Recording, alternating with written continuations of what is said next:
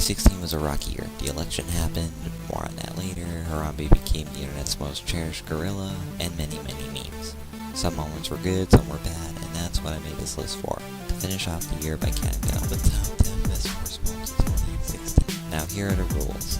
I will be including moments in tech, gaming, etc.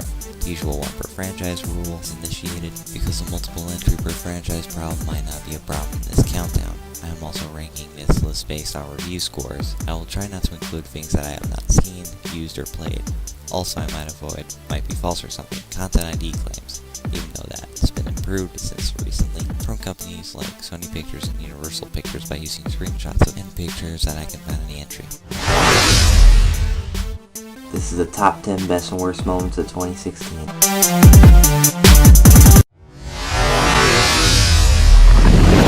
Number 10.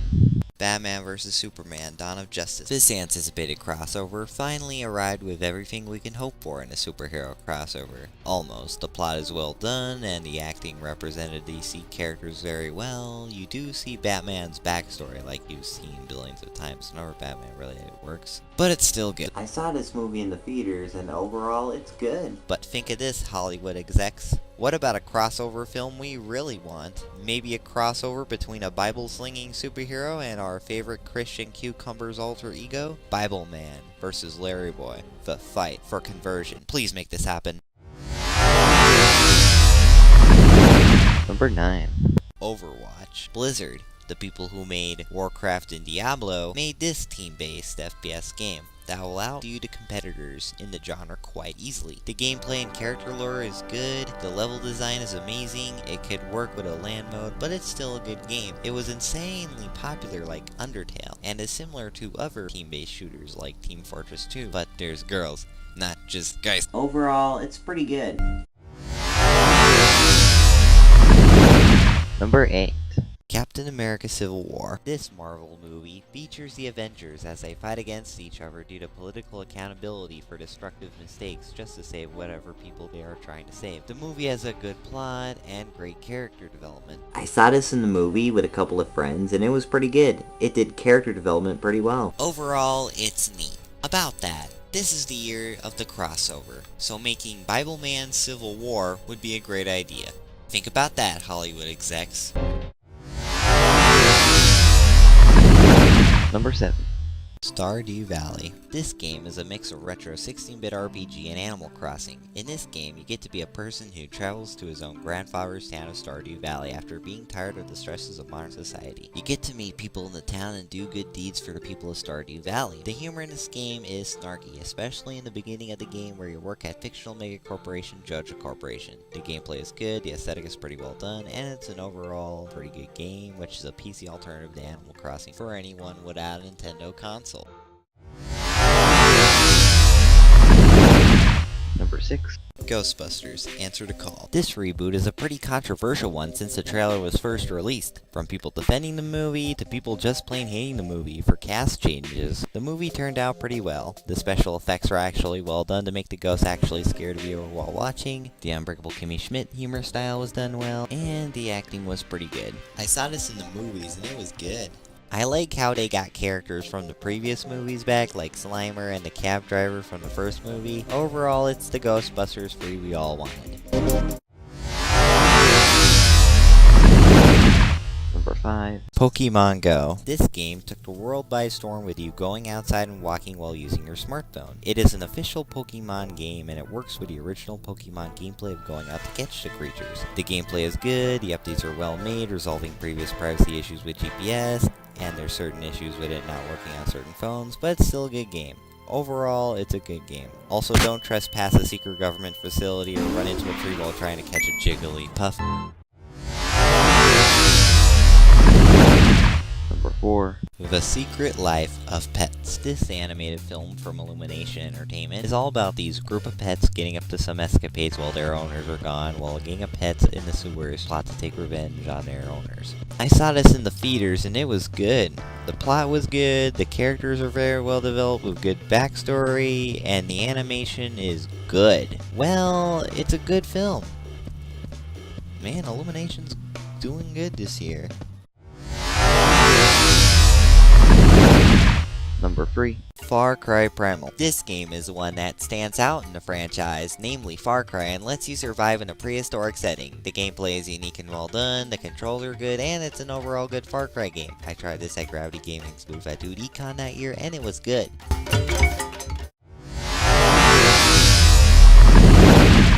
Number 2. Zootopia. Disney is also the one that's doing good this year. This movie is a very well acclaimed Disney film. It tackles serious topics like racism in society with anthropomorphic animal characters who were once wild, but then over time they become more civilized like us humans. The animation is great, the plot is well done, and dare I say, a great Disney movie. I saw this movie at camp and it was good. This movie may be the furry movie, but Disney did a great job. Good job, Disney.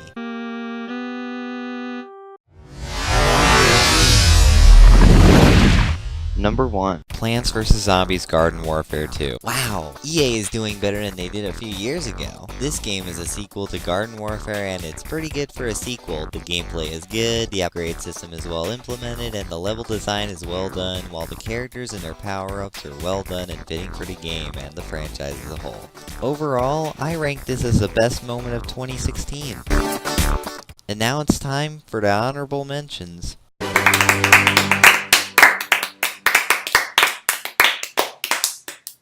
This year was all about VR. We had the HTC Vive, Swedish Happy Meals containing DIY VR headsets as their toy one time, VR becoming more and more popular, and even PlayStation making their own headsets to capitalize on the trend. VR is a new innovative way to play video games, and it is very good to see it becoming more and more popular. It really puts you into the game. VR has been around as early as the 1950s with the Sensorama head-mounted displays, and now becoming more popular. I tried out the HTC Vive at the Microsoft Store, and it was an immense experience. Here I have a Samsung Gear VR, which you can connect any Samsung phone up to the S7 Edge into. I was pretty immersed by the experience, and it really put me into the game. Now we're gonna deal with the worst moments. Number 10. The iPhone 7 was released earlier this year, and the issue it had is that Apple forgot to put a headphone jack, saying that it would take too much space physically. Well, I could see that from the design point of view, but Apple came up with the AirPods for a new device, which wouldn't be tangled up due to it being wireless, but could easily get lost in a big crowd if you were to drop it. Since it would be a small object, it would make sense if they made headphones that were a little bit bigger, but hey, they're Apple, and they can do something as minimal as they want. Also, the adapters were unnecessary because unless they had a port splitter, they wouldn't be able to charge your phone while listening to music. At least the iPad still has a headphone jack. Still, the Apple Store is still fun to go into from time to time. Number 9. Remember the Battlefield vs. Call of Duty fanboy war back in 2011? You know, when Battlefield 3 and Modern Warfare 3 came out. Now it's back for the new games, Infinite Warfare and Battlefield 1. When Infinite Warfare's trailer released, it got a massive amount of dislikes due to Activision milking the franchise and running out of ideas. The opposite happened to Call of Duty's competitor Battlefield. When the trailer revealed for their new game, Battlefield 1 was met with great success because of the originality. Infinite Warfare turned out okay, I guess? Battlefield 1 turned out to be one of the best FPSs that stands out in the genre in the year's gaming lineup. Maybe in 21-27, when Call of Duty Advanced Modern Infinite Ops 27 with Ultra Laser Cyborg Zombies and Battlefield .99 come out, we might have the same thing. Call of Duty Advanced Infinite Modern Ops 27 is better than Battlefield .99 and you should feel bad.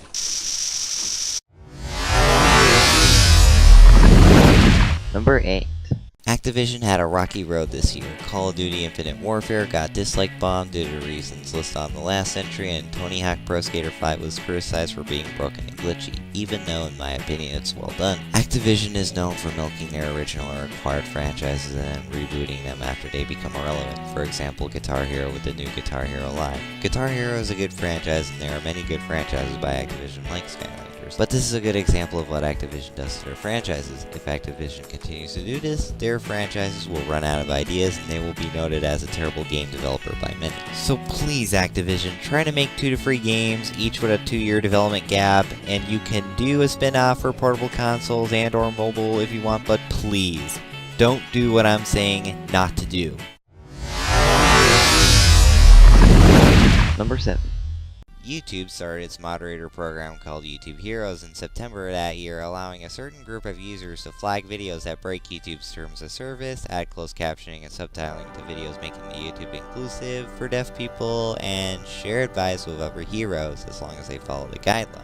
It also has a rank system giving you perks on how good you do. However, it caused controversy with people thinking that the whole idea was giving users a right to censor other YouTubers. I agree with the closed captioning and subtitles on the videos for deaf people and people who don't really know the language of the YouTuber. But here's the thing, there is actual hate speech out there in the internet, and it's very, very bad. And I like how YouTube is intending to weed it out. But the issue in this system is having random people have too much power to block any video they want, which can pose a huge censorship threat for anyone to mass flag videos with opinions that they don't like. Many channels have been hit with this, and it has possibly backfired for the trailer to the Christian movie I'm Not Ashamed due to its subject matter. Overall, YouTube's intentions are in the right track, but let's hope that it does not backfire consistently like the Content ID system went through a few times. Number 6. 2016 had its examples of hating something before release, and it turns out way different than what people thought would happen. For example, the trailer reveal for the new Ghostbusters with the main cast being different than the original. It turned out good. I know there are certain exceptions to this when you know a movie is good or bad from the trailer, but still, hate on a film shouldn't be this early before release.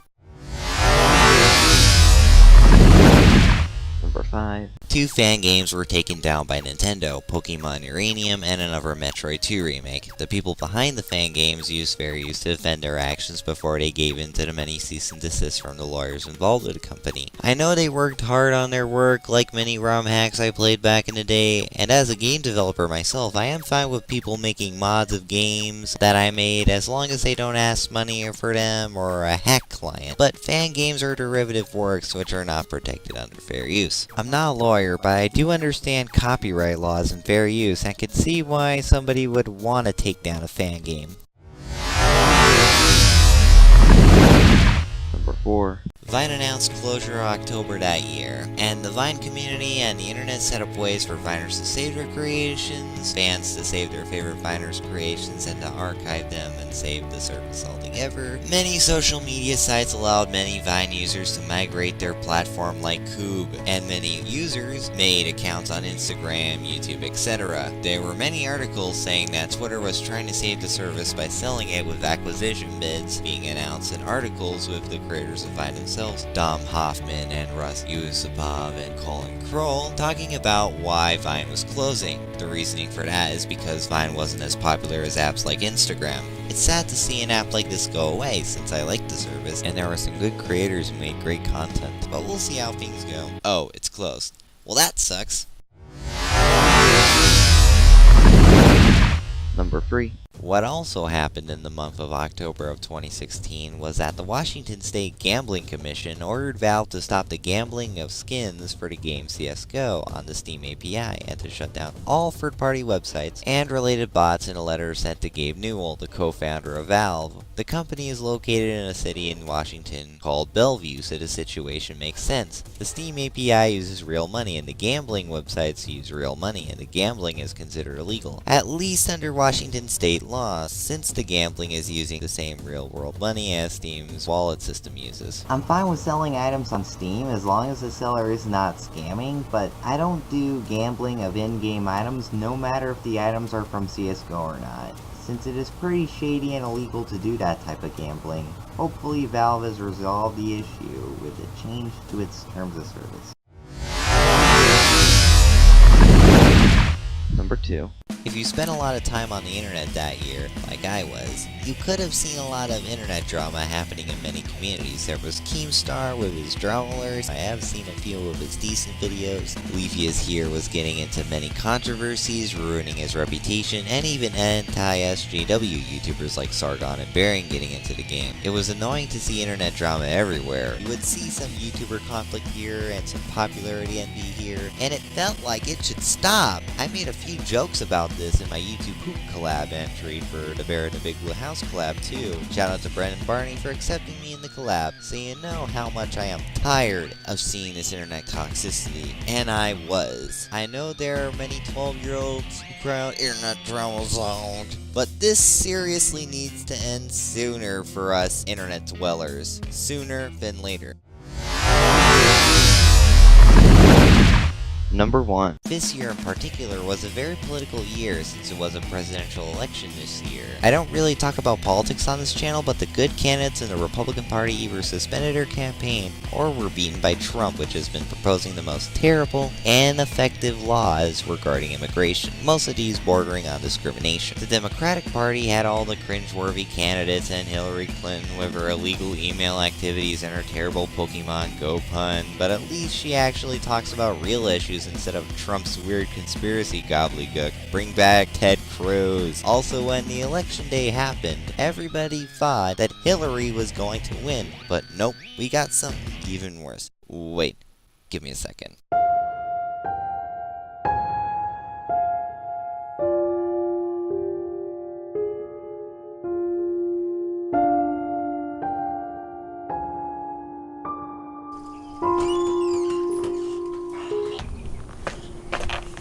Ah, 2016 was a very eventful year. It had some bad moments like the election and internet drama, and there were some good moments too. But I hope 2017 will be a better year. I'm Hunter Nighthammer, and this was the top 10 best and worst moments of 2016. Wow, I've been working on this project for a long time.